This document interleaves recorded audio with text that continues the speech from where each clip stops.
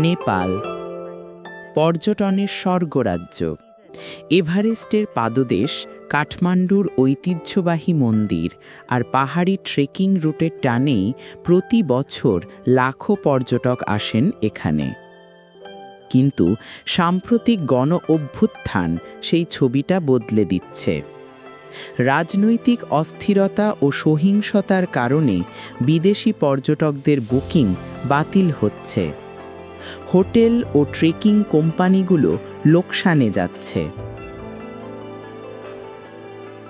Tour অপারেটররা বলছেন এই সময়টি তাদের পিক সিজন। অক্টোবর থেকে ডিসেম্বরের মধ্যে তারা বছরের অর্ধেক আয় করেন, কিন্তু চলমান বিক্ষোভে বিমানবন্দর ও সড়ক যোগাযোগ ব্যাহত হওয়ায় ভ্রমণকারীরা ভিড় জমাচ্ছেন না।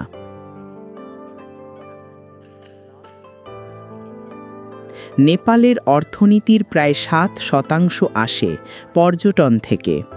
তাই এই অচলাবস্থা শুধু পর্যটন খাত নয়, পুরো অর্থনীতিকেই চাপে ফেলছে।